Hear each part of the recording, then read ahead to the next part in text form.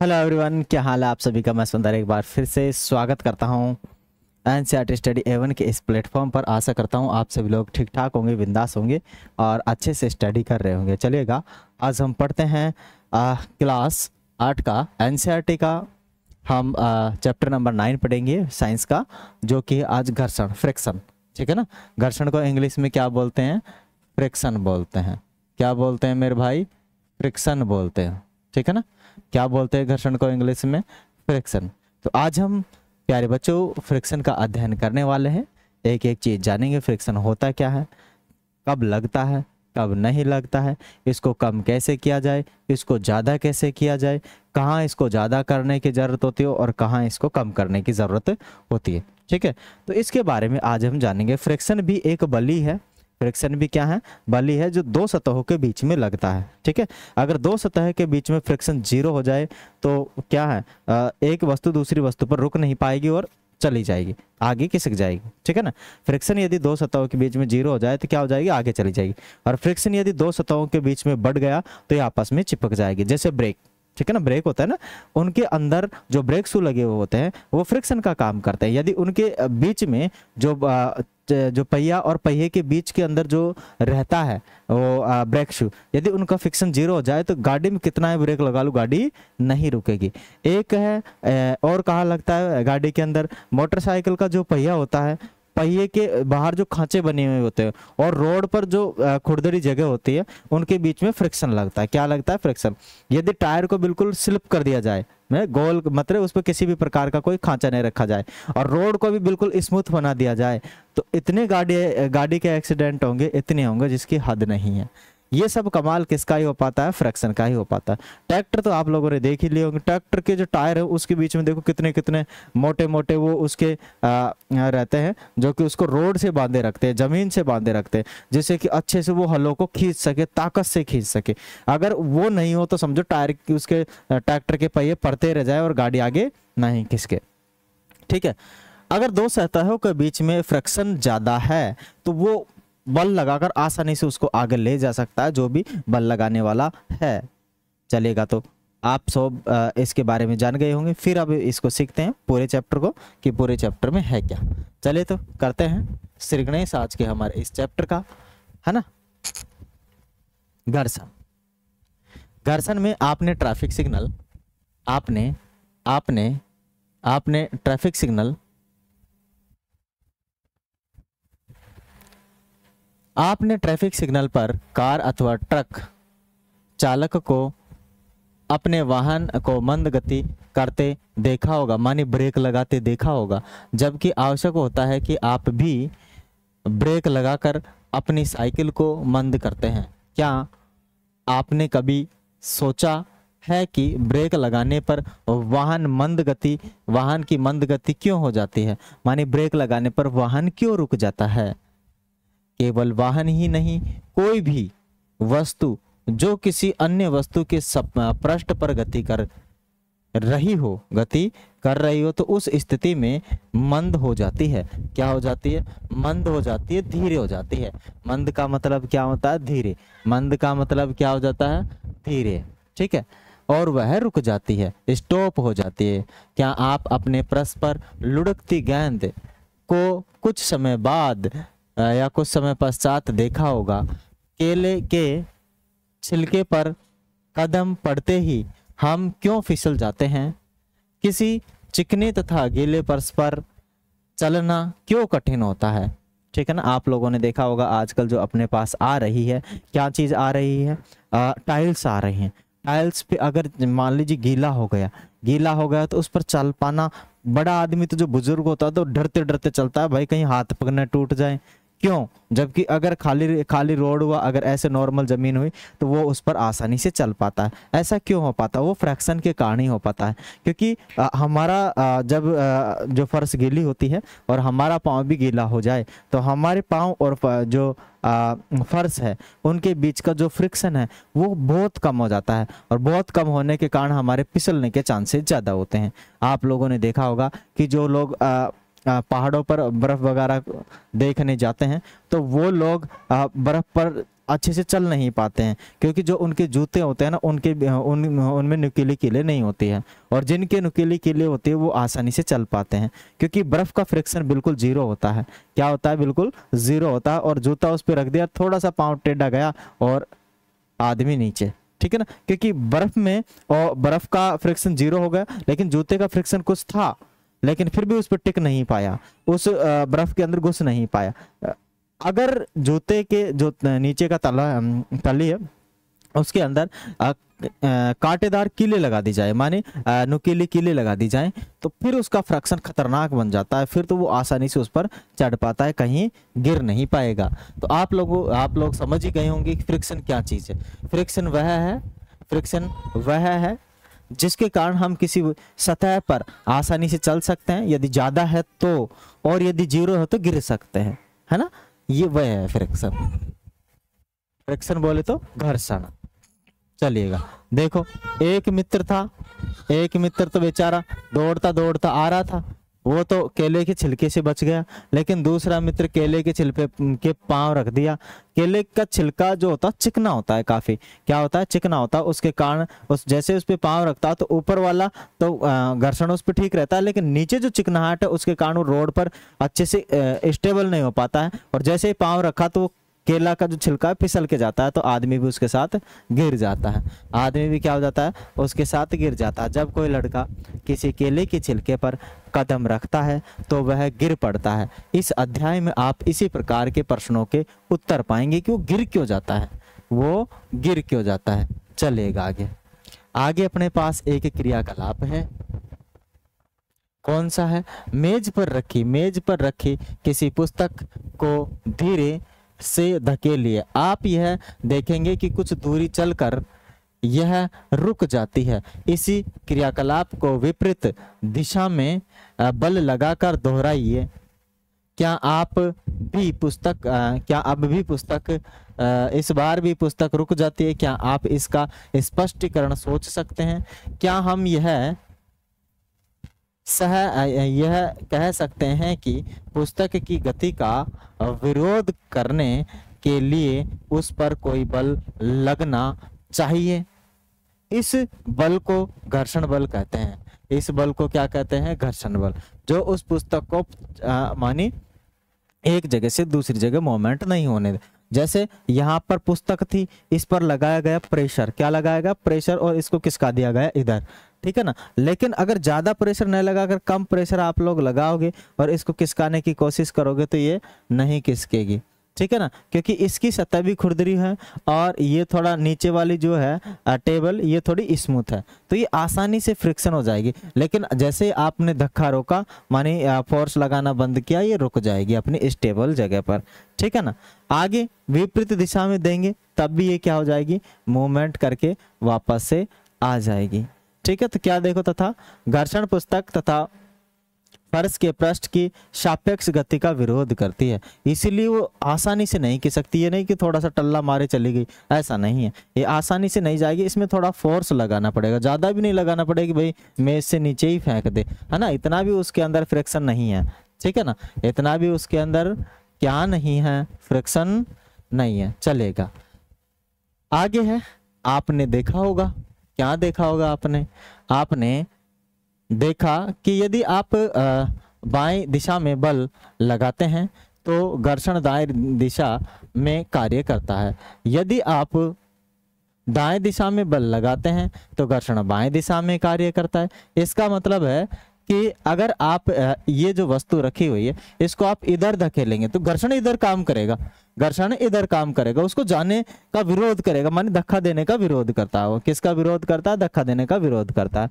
और यदि आप घर्षण पावर इधर से लगा रहे हैं तो घर्षण इधर से बल लगाएगा, ठीक है ना। मानिए वो विरोध करता है, उसकी गति में जो चेंजेज हो रहा है घर्षण उसका क्या करता है? विरोध करता है, वो जाने नहीं देता। आप लोगों को पता है कि जो हमारी गाड़ियां वगैरह होती हैं उनमें बार बार हमें ग्रीसिंग करने की ज़रूरत पड़ती है, ठीक है, क्योंकि वहाँ पर हमें घर्षण जीरो चाहिए।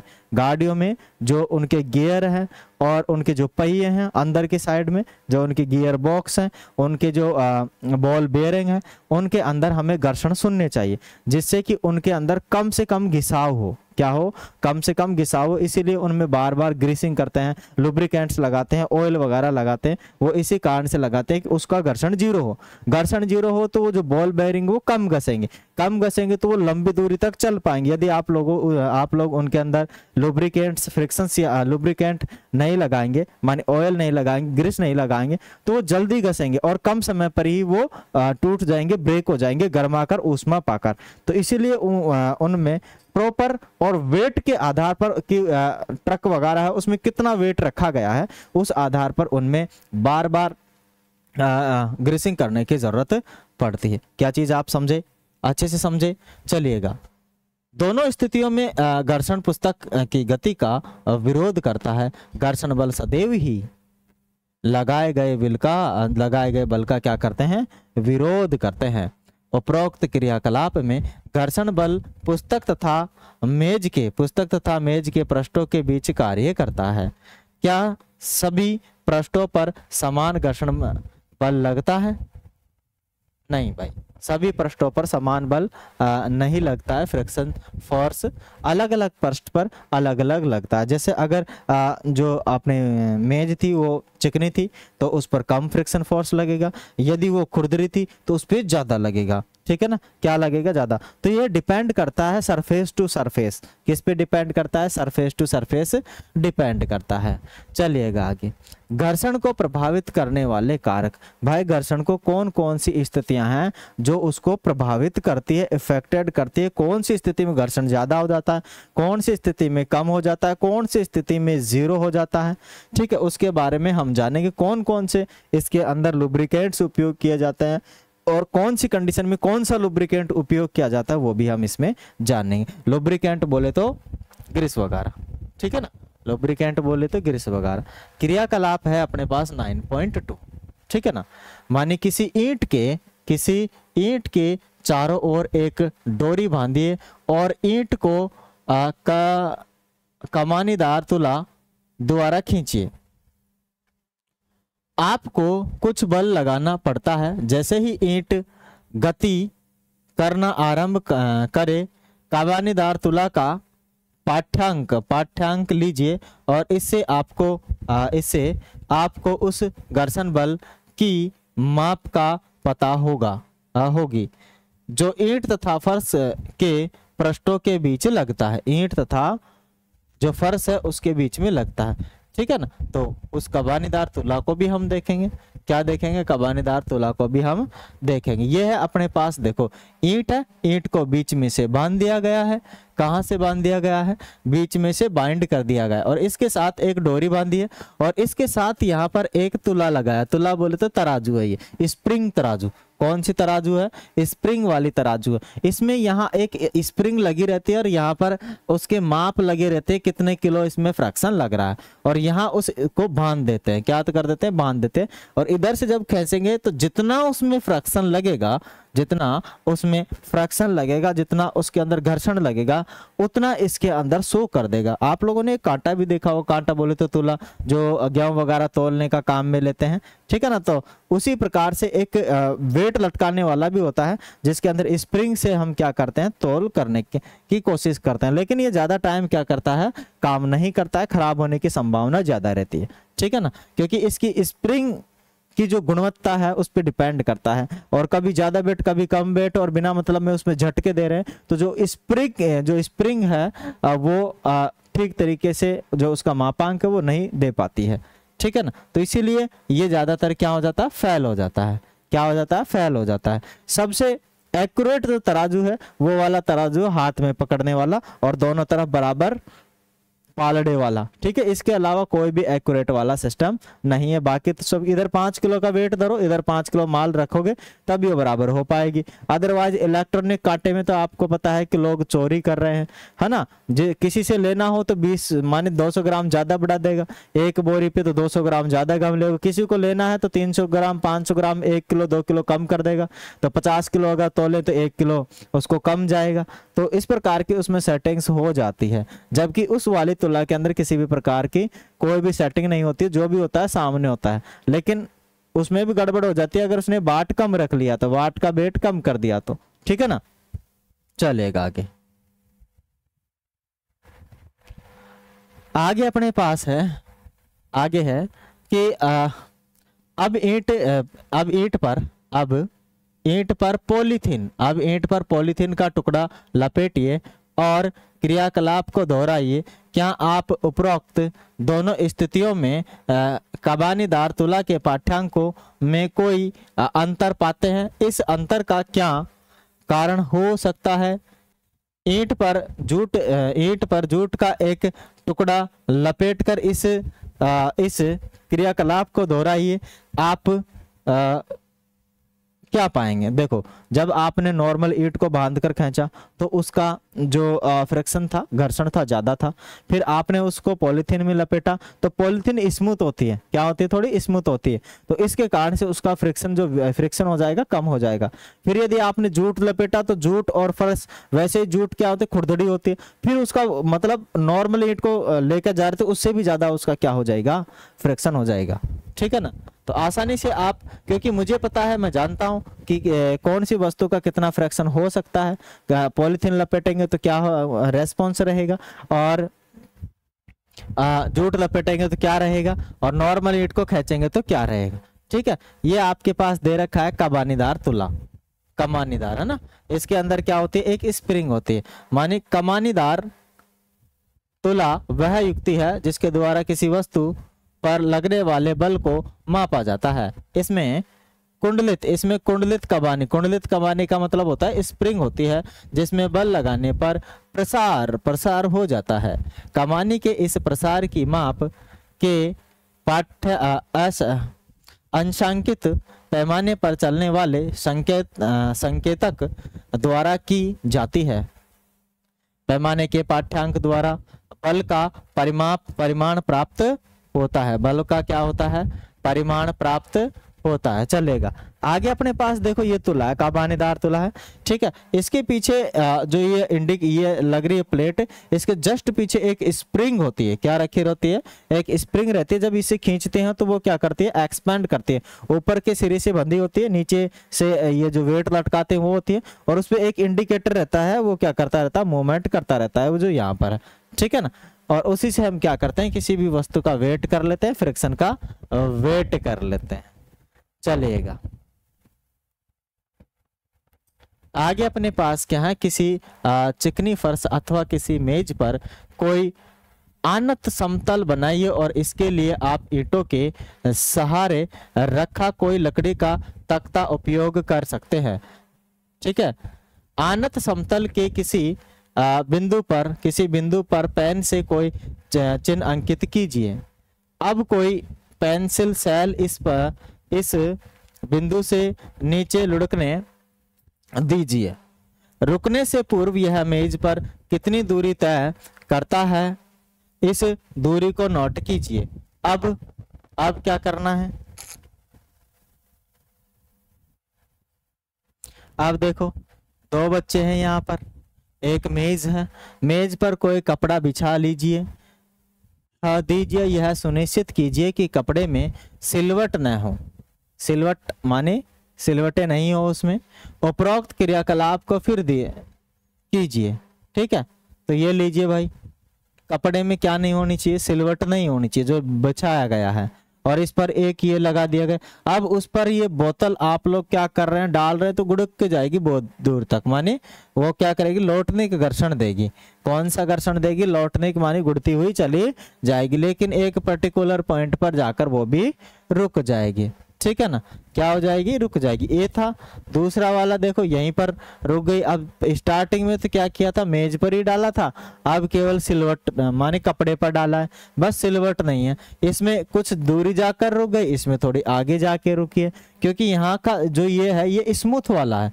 क्या है? ये स्मूथ है, जबकि कपड़ा स्मूथ नहीं होता है, इसमें कुछ फ्रैक्शंस होता है, घर्षण होता है। इसके कारण ये बीच में ही रुक जाएगी, माने उससे थोड़ा पहले रुक जाएगी। मेज पर रेत की पतली परत बिछाकर इस क्रियाकलाप को दोहराइए। समस्त क्रियाकलाप में आनत समतल का ढलान समान रखिए। किस स्थिति में पेंसिल सेल द्वारा तय की गई दूरी सबसे कम है? सेल द्वारा हर बार तय की गई दूरी भिन्न भिन्न क्यों होती है? इसका कारण जानने का प्रयास कीजिए। आपने परिमाण पर चर्चा कीजिए। चलिएगा आगे। आगे हम पढ़ते हैं।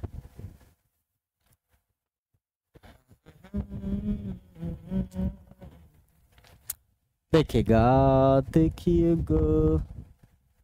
आगे अपने पास है, क्या सेल द्वारा चली दूरी जिस पृष्ठ पर वह चलता है उसी प्रकृति पर निर्भर करती है? क्या पेंसिल सेल के पृष्ठ का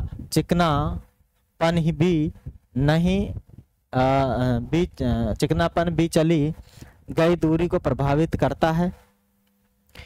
मैं इस क्रियाकलाप को सेल पर रेगमाल का टुकड़ा लपेट कर करूंगा। बिल्कुल रेगमाल का टुकड़ा लपेट कर कीजिएगा और फ्रिक्शन उसका बढ़ जाएगा और घर्षण उसका बढ़ जाएगा।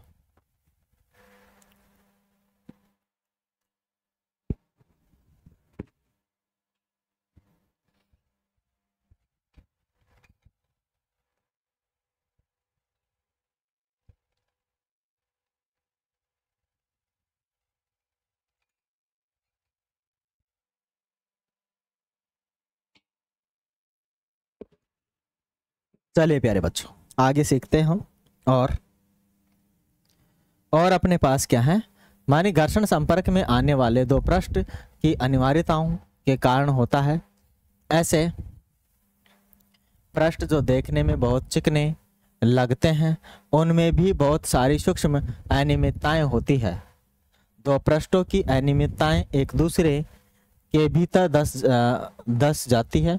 जब हम एक पृष्ठ पर दूसरे पृष्ठ को गति कराने का प्रयास करते हैं हमें इस अनंत बंधन मानी इंटरलॉकिंग, अनंत बंधन का मतलब होता है इंटरलॉकिंग पर पार पाने के लिए कुछ बल लगाना पड़ता है। खुरदरे या रुक्ष पृष्ठों पर ये अनियमितताएं अधिक संख्या में होती है। अतः यदि पृष्ठ रुक्ष हो तो या खुरदरा हो तो घर्षण बल अधिक होता है। पृष्ठ रुक्ष हो तो जो घर्षण बल रहेगा बहुत ज्यादा रहेगा। क्या रहेगा? घर्षण बल क्या रहेगा? बहुत ज्यादा रहेगा। ठीक है, ये इसका एक एग्जाम्पल दे रखा है अनियमितताओं का। ठीक है, छोटी छोटी अनियमितताएं होती है। चलिए आगे अपने पास है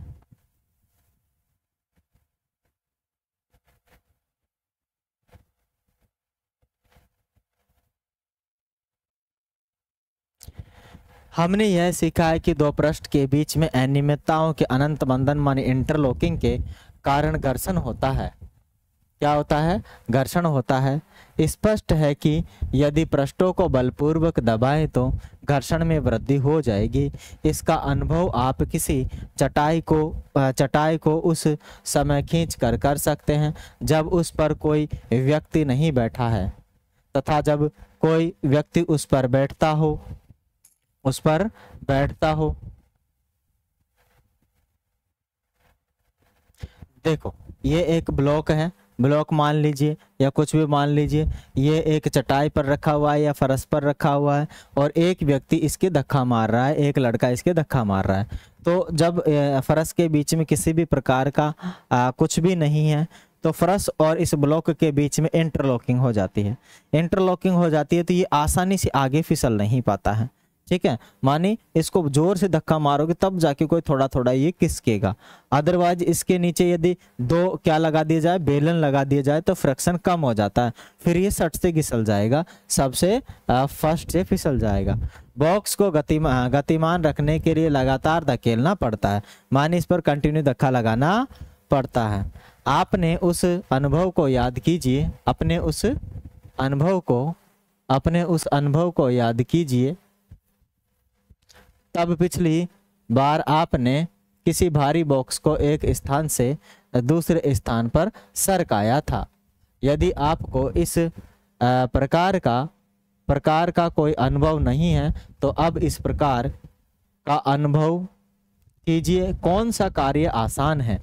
कौन सा कार्य आसान है? विराम अवस्था से किसी बॉक्स को गतिमान कराना अथवा किसी गतिशील बॉक्स को उसी दिशा में सरकाना, किसी रुकी हुई वस्तु को विराम अवस्था में प्रारंभ करना, विराम अवस्था में प्रारंभ करना करने की स्थिति में घर्षण पर पार पाने के लिए वस्तु पर लगाया जाने वाला स्थैतिक घर्षण माप होता है। इसके विपरीत किसी वस्तु को उसकी चाल या गतिशील रखने के लिए आवश्यक बल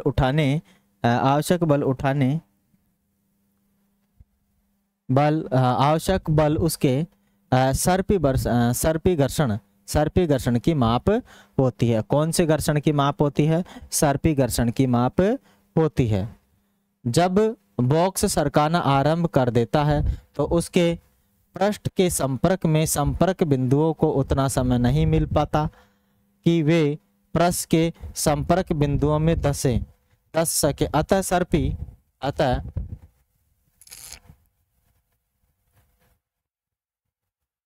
अतः वे फर्श के संपर्क बिंदुओं में धस सके। अतः सर्पी घर्षण स्थैतिक घर्षण से कुछ कम होता है। इसीलिए चलिएगा आगे। किसी बॉक्स में गति आरंभ करने की अपेक्षा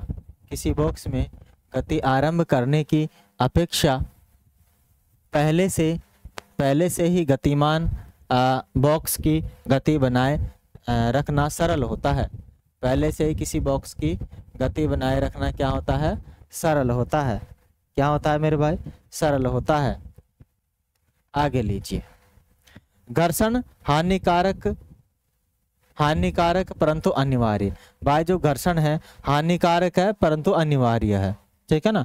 घर्षण है वो हानिकारक है परंतु अनिवार्य है। देखो किन्हीं जगहों पर घर्षण जो होता है हानिकारक होता है, नुकसानदायक होता है, लेकिन किन्हीं जगह पर घर्षण लाभदायक भी होता है।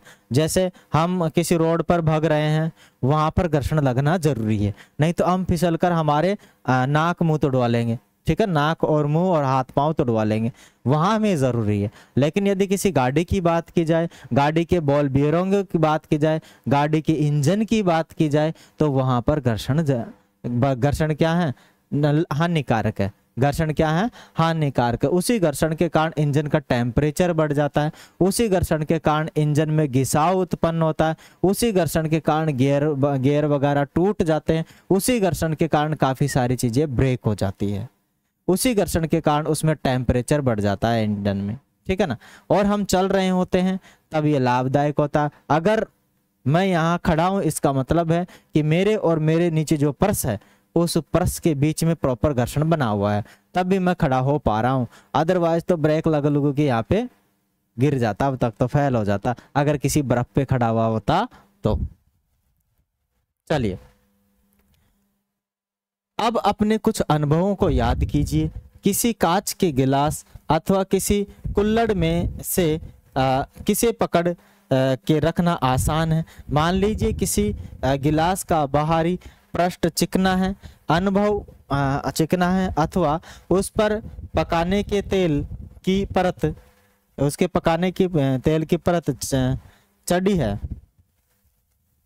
उस पर पकाने की तेल की परत चढ़ी है, तो क्या उसे हाथ में पकड़ना आसान होगा? क्या उसे हाथ में पकड़ना आसान होगा? अधिक कठिन हो जाएगा। जरा सोचिए, यदि घर्षण न हो तो क्या आपके लिए गिलास को पकड़े रखना संभव हो पाएगा? यदि यह भी याद कीजिए कि मार्बल के गीले फर्श अथवा कीचड़ वाली पगडंडी पर चलना कितना कठिन होता है। क्या आप घर्षण न होने की स्थिति में चलने की कल्पना कर सकते हैं? बिल्कुल भी नहीं। कल्पना तो क्या भाई, वहां से अगर मैं गुजर भी गया तो हाथ पांव टूटेंगे जरूर मेरे। क्या हो जाएंगे?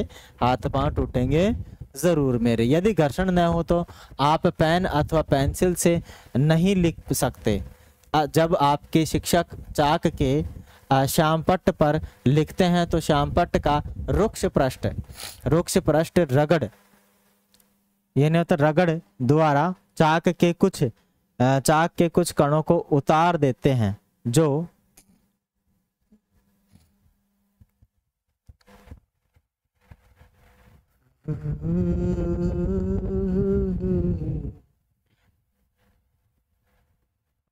घर्षण के कारण दीवार में कील गड़ जाती है।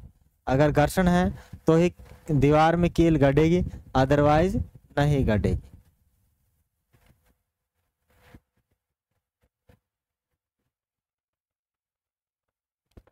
आगे अपने पास श्यामपट्ट मानी बोर्ड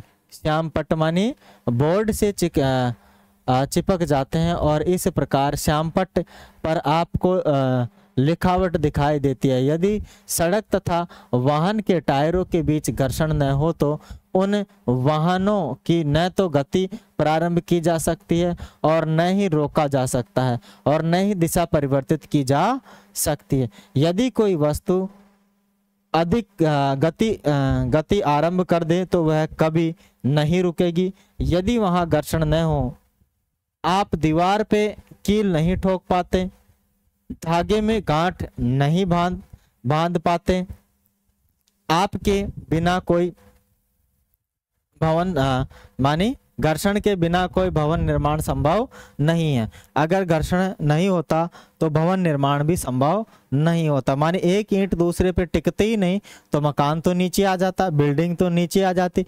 आप लोगों को पता है कि अगर हम किसी खुरदरे धागे पर गांठ बांधते हैं तो उसको खोलना बड़ा ही कठिन हो जाता है, जबकि अगर आप किसी तांत वाली उस पर गांठ लगाते हैं तो उसको खोलना बड़ा आसान हो जाता है, उसको आप आसानी से खोलते हैं। आप लोगों ने देखा होगा कि बाल एक काफी चिकना होता है तो इसके जो गांठ होती है उसको खोलना आसान होता है। हाथ पे रख के लोग यूं रगड़ के ही खोल देते हैं इसकी गांठ को, क्योंकि चिकना होता है।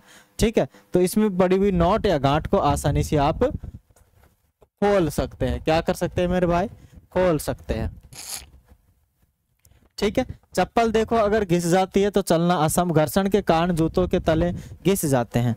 घर्षण के कारण क्या हो जाते हैं? जो जूतों के तले घिस जाते हैं, और जूतों के तले अगर घिस गए तभी आप लोग ये मानो सही नहीं चल पाओगे, गिरने की संभावना ज्यादा होगी कीचड़ वगैरह में। तो इसीलिए जो जूते होते हैं उनके बीच में दराड़े या धागे बनने क्या होते हैं ना, सांचे बने होना बेहद जरूरी है, और वो धीरे धीरे क्या हो जाते हैं? घस जाते हैं। इसके विपरीत घर्षण हानिकारक भी है। इसके विपरीत घर्षण क्या है भाई? हानिकारक भी है। क्या है? हानिकारक भी है। घर्षण के कारण वस्तुएं घिस जाती है, चाहे वह पेंच हो, बॉल बेरिंग हो, जूते के सॉल हो, क्यों न हो। आपने रेलवे स्टेशन पर पैदल ऊपरी पुलों की यानी तो घिसी पिट्टी सीढ़ियां देखी होगी। घर्षण के से ऊष्मा भी उत्पन्न हो सकती है। कुछ मिनट तक अपनी हथेलियों को तेजी से एक दूसरे के ऊपर रगड़िए। ठीक है ना, देखे मैं करता हूं कोशिश। सर्दियों के अंदर हम क्या करते हैं? जब जाड़ा लगता है तो यूं रगड़ते नहीं रगड़ते, तो इनके बीच में क्या उत्पन्न हो जाती है? गर्मी उत्पन्न हो जाती है, और वह गर्मी हमें क्या देती है? ठंड से राहत। मौज हो गई है ना, ऐसे करके। ठीक है, अभी तो बहुत तेज गर्म हो गया है ना, ऊष्मा उत्पन्न हो रही है। क्या हो रही है? ऊष्मा उत्पन्न हो रही है, और ज्यादा रगड़ दिया तो आग भी लग सकती है। ऐसा नहीं है। आप क्या अनुभव करते हैं कि जब आप माचिस की तिल्ली को किसी रुक्ष पृष्ठ मानी खुरदरे पृष्ठ पर से रगड़ते हैं तो वह आग पकड़ लेती है। क्या पकड़ लेती है? आग पकड़ लेती है। आपने यह देखा होगा कि विद्युत मिक्सर को कुछ मिनट तक चलाने पर उसका जार गर्म हो जाता है। आप ऐसे बहुत से उदाहरण दे सकते हैं जिसमें घर्षण द्वारा देखो हथेली को रगड़ रही है दीदी, हाथों को रगड़ने पर आप गर्मी अनुभव करते हैं।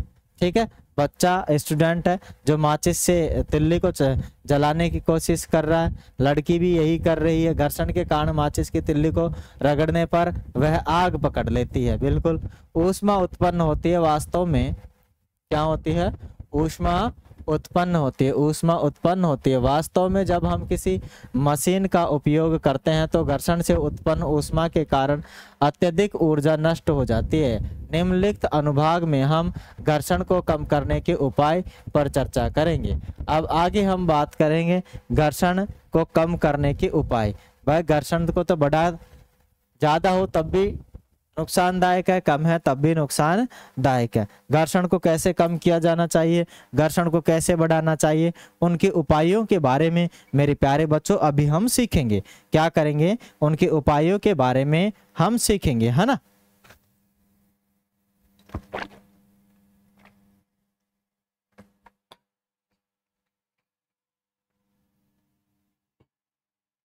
चलेगा तब।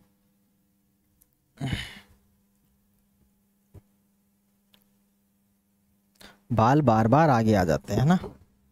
चलिएगा, घर्षण बढ़ाना और घटाना।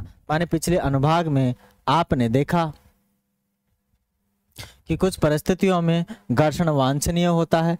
क्या आपने कभी सोचा था कि आपके जूतों की तली खांचेदार क्यों है? क्यों खांचे जूतों की फर्श से पकड़ बनाते हैं, जिसके कारण आप चलते समय सुरक्षित रहते हैं।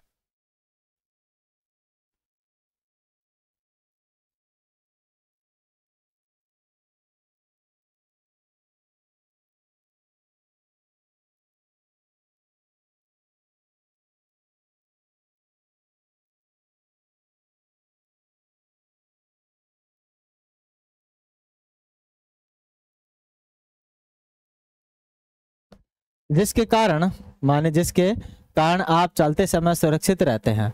इसी प्रकार कारों, ट्रकों तथा बुलडोजरों के टायरों भी खांचेदार होते हैं। कौन से होते हैं? खांचेदार होते हैं, जिससे सड़क से उनकी पकड़ अच्छी बनी रहती है। सड़क से उनकी पकड़ क्या बनी रहती है? अच्छी बनी रहती है। पहाड़ों पर ऐसी जगह जहाँ बर्फ पड़ती है या रोडों पर जहाँ बर्फ जमा रह जाती है, वहाँ पर टायरों के अंदर सांकड़ गाल दी जाती है।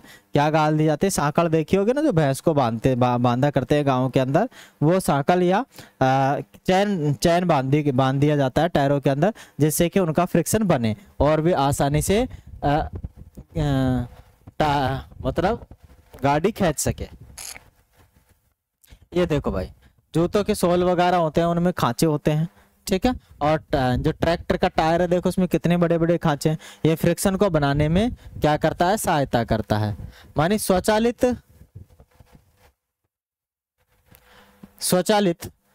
स्वचालित वाहनों तथा साइकिलों के ब्रेक प्रणालियों में ब्रेक पैडों का उपयोग कर हम जानबूझकर घर्षण में वृद्धि करते हैं। जब आप कोई साइकिल चलाते हैं तो उनके ब्रेक पैड पहिए को स्पर्श नहीं करते, परंतु जब आप ब्रेक लीवर को दबाते हैं तो ये पैड घर्षण के कारण रिम की गति को रोक देते हैं। पहिया गति करना बंद कर देता है। आपने यह देखा होगा कि कबड्डी के खिलाड़ी अपने हाथों पर मिट्टी रगड़ते हैं ताकि वे अपने प्रतिद्वंदी को और अच्छी तरह से पकड़ सके। क्या कर सके? पकड़ सके।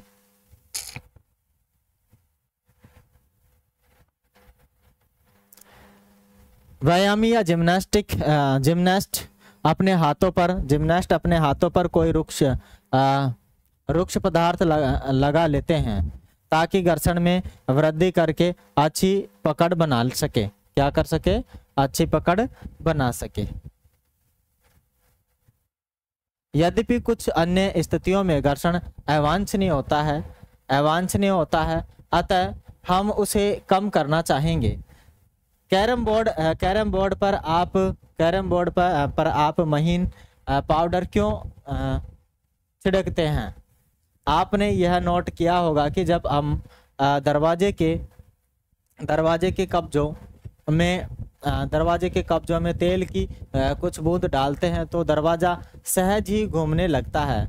साइकिल तथा मोटर के मैकेनिक मिस्त्री इन मशीनों के गतिशील भागों के बीच ग्रीस लगाते हैं। उपरोक्त सभी परिस्थितियों में हम दक्षता में वृद्धि के लिए घर्षण को कम करते हैं। जब तेल, ग्रीस अथवा ग्रेफाइट को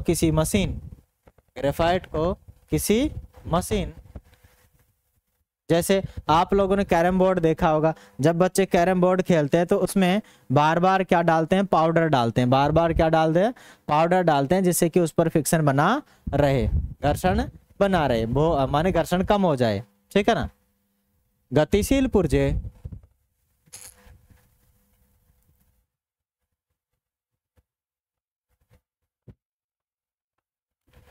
गतिशील पुर्जे माने भागों के बीच में, तो वहां की कम पतली परत बन जाती है तथा गतिशील पृष्ठ सीधे ही एक दूसरे को रगड़ नहीं पाते हैं। इस अनियमितताओं का अंतबंधन मान इंटरलॉकिंग का अंतपाशन काफी सीमा तक दूर हो जाता है और सहज बन जाती है। घर्षण कम करने वाले पदार्थों को स्नेहक कहते हैं, लुब्रिकेंट बोलते हैं इंग्लिश में। क्या बोलते हैं इनको? लुब्रिकेंट बोलते हैं। क्या बोलते हैं? स्नेहक बोलते हैं, जो कि घर्षण को कम करता है। अलग अलग मशीनों में अलग अलग प्रकार के लुब्रिकेंट्स प्रयोग किए जाते हैं।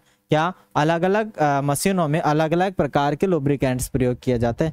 कहीं पर द्रव होता है तो कहीं पर क्या होता है, मीडियम होता है, और कहीं पर क्या हो जाता है, ठोस होता है। इन सब का उपयोग अलग अलग मशीनों में किया जाता है। कुछ मशीनों में स्नेहक के रूप में तेल का उपयोग किए न करने की सलाह दी जाती है। वहां पर घर्षण कम करने के लिए गतिशील पुर्जों के बीच में वायु की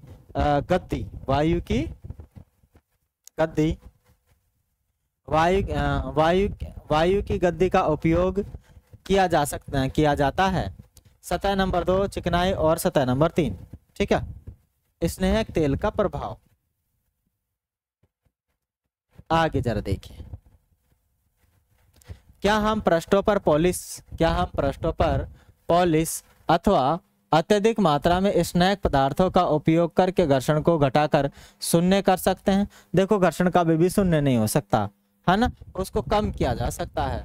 क्योंकि घर्षण शून्य का मतलब है कि कोई भी वस्तु देखे, उस पर रखे तो रखते ही वो गतिमान हो जाए। जैसे मैं खड़ा हूं, यहाँ का घर्षण शून्य हो जाए, मेरे पाँव का और इसका, तो मैं ये मान लो कि खड़ा ही नहीं हो सकता, सट से गिरी जाऊं, उसे कहते हैं घर्षण शून्य। तो ऐसा संभव नहीं है ना कि घर्षण को बिल्कुल शून्य नहीं किया जा सकता। घर्षण हमेशा रहता है कुछ मात्रा में। घर्षण कदापि पूर्णतः समाप्त नहीं हो सकता। कोई पृष्ठ पूर्णतः चिकना नहीं होता, उसमें कुछ अनियमितताएं अवश्य होती है। कुछ अनियमितताएं क्या होती है? अवश्य होती है। पहिया घर्षण कम कर देते हैं।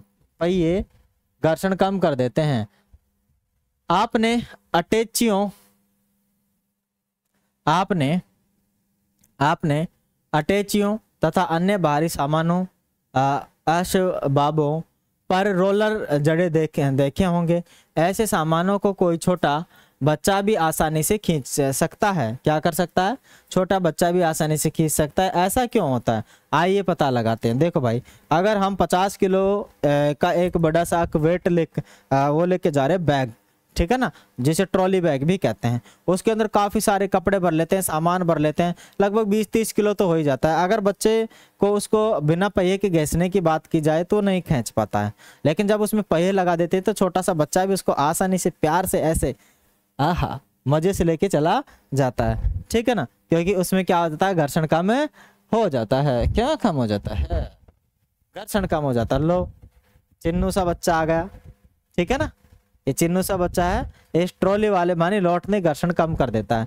यहाँ पर क्या लगा देते हैं? पहिए लगा देते हैं, ठीक है, और ये पहिए घर्षण को क्या कर देते हैं? कम कर देते हैं। छोटा सा चिन्ना सा बच्चा भी इसको आसानी से क्या कर सकता है?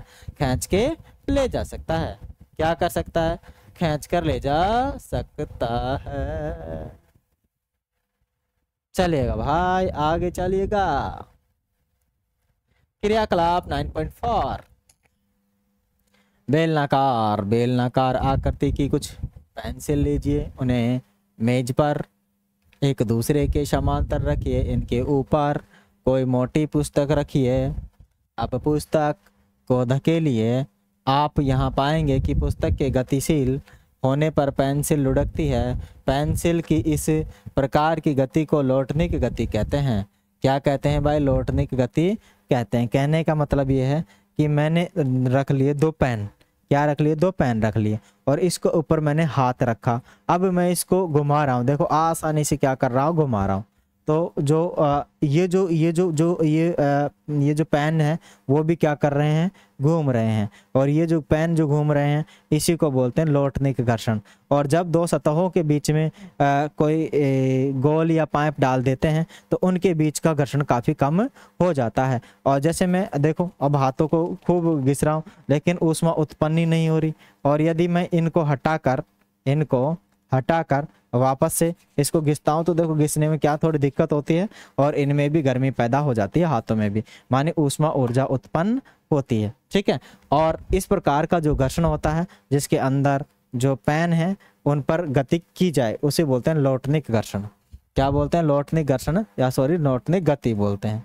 ठीक है, क्योंकि इसमें गति करता है, क्या करता है, गति करता है, कोई भी ऑब्जेक्ट गति करता है। तो लौटने की गति होती है, घर्षण नहीं होता है।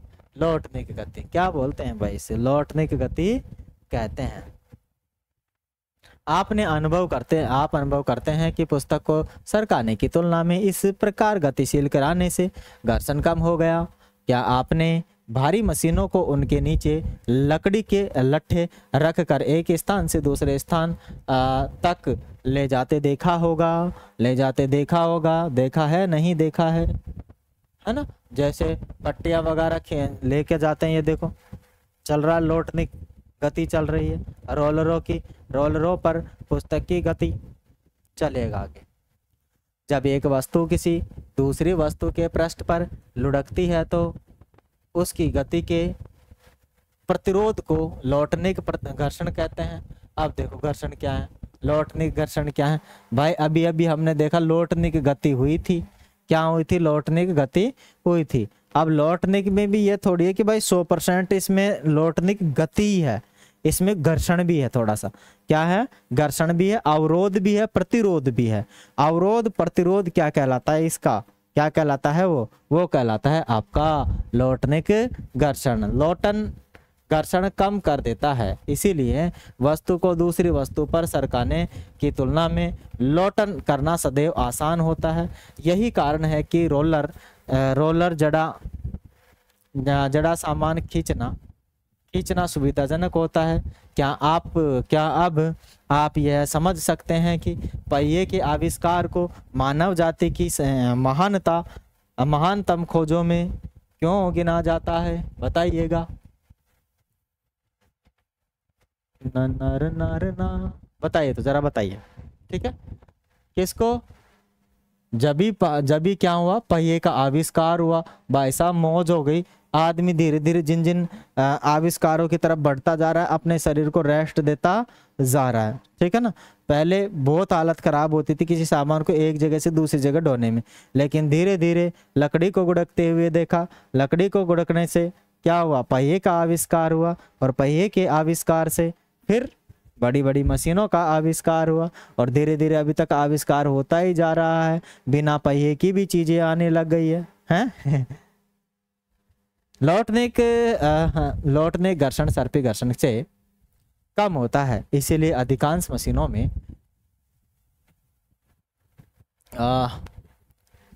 सर्पण को सर्पण हो गया, सर्पण, अधिकांश मशीन में सर्पण या घर्षण या सर्पण को बॉल बेरिंग के उपयोग द्वारा लोटन में प्रतिस्थापित किया जाता है, और छत के पंखे तथा साइकिलों में धुरी तथा नाभि यानी हब के बीच बॉल बेरिंग का उपयोग करके सामान्य उदाहरण है भाई इसके, ये काय के उदाहरण है, सामान्य उदाहरण है। लो देखो, आप लोगों ने देखा होगा पंखे के अंदर 2 बॉल बेरिंग लगे होते हैं, और वो 2 बेरिंग क्या करते हैं, उसके घर्षण को कम करते हैं। ये बॉल बेरिंग है, ठीक है ना, क्या है, बॉल बेरिंग है, बॉल बेरिंग है, बॉल बेरिंग, ये भी बॉल बेरिंग है, उसी का ही भाग है। आगे आ जाता है तरल घर्षण। ओह माय गॉड, मेरे पाँव ही दुख गए, थोड़ा सा बैठ जाता हूँ।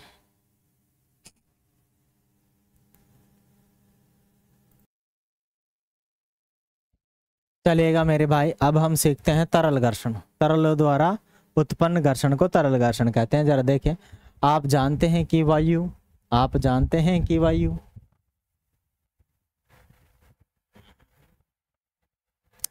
आप जानते हैं कि वायु अत्यंत हल्की तथा विरल होती है। विरल मानी दूर दूर होते हैं उसके कण। फिर भी इससे होकर गति करने वाली वस्तुओं पर वायु घर्षण बल लगता है।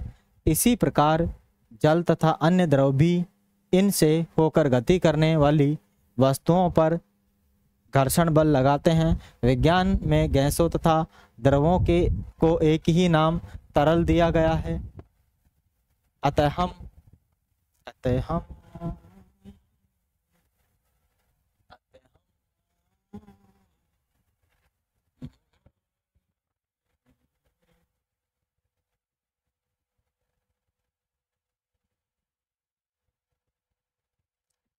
कह सकते हैं कि तरल इनसे होकर गति करने वाली वस्तुओं पर घर्षण बल लगाते हैं। तरलों द्वारा लगाए गए घर्षण बल को कर्षण भी कहते हैं। कर्षण किसके द्वारा? तरलों द्वारा लगाए गए घर्षण बल को कर्षण भी कहते हैं। कर्षण भी कहते हैं। घर्षण की जगह कर्षण नाम आ गया इसका। बदलता रहता है। मंत्र नहीं पढ़ रहा हूं मैं, किताब पढ़ रहा हूं। कैसे पढ़ रहा हूं? भाव बदल गए मेरे। चलेगा आगे।